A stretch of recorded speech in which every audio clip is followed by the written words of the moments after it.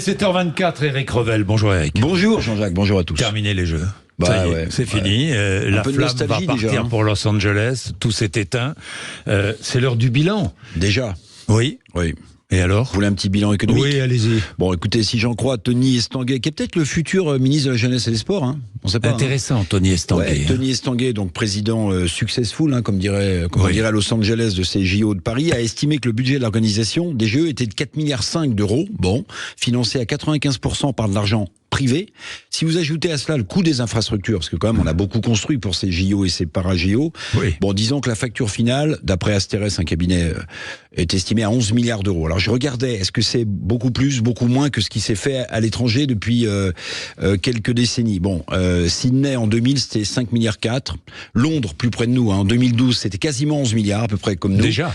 Oui, déjà. Et puis alors le record, alors toute catégorie, parce que là c'était du soft power, les Chinois voulaient marquer, c'était Pékin en 2008, 32 milliards d'euros dépensés. J'y étais à Pékin. Vous y étiez, bon. Bah, Oui.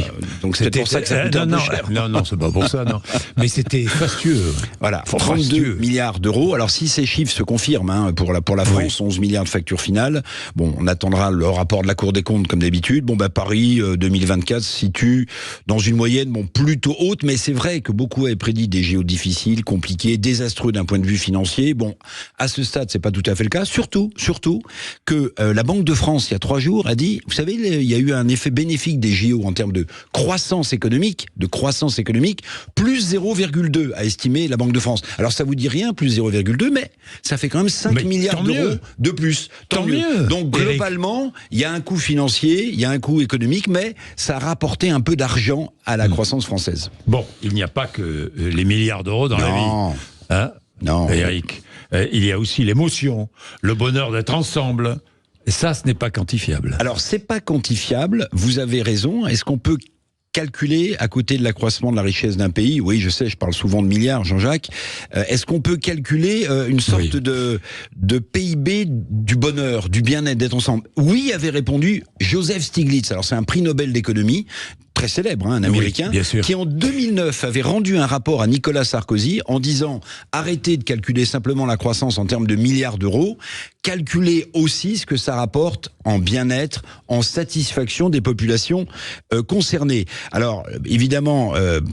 on peut pas oublier que les Français ont semblé comme en lévitation, hein, on avait presque oublié nos problèmes de sécurité, nos joutes politiques, nos difficultés de pouvoir d'achat pendant ces JO.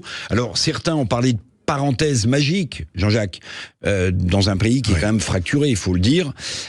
Parenthèse merveilleuse, moi je dirais tour de magie, mais vous le savez, dans tous les tours de magie, il y a un truc, parce que la magie, c'est en fait de l'illusion, et la réalité, c'est pas de l'illusion, évidemment, et là, il va falloir qu'on se réveille, on le sait tous. Oui, et qu'on revienne sur Terre, avec le budget notamment. Hein. Et là, vous en parlerez, Eric, on va en parler, hein, abondamment, voilà, avec le budget. Abondamment, et regardez dans les jours et les semaines qui viennent. Cour des comptes Moscovici, il y a 2 jours, dans une interview, j'ai vu ça, c'est du jamais vu, hein, la situation. C'est du jamais vu. Bien, on aura l'occasion d'en reparler. Merci beaucoup, Eric.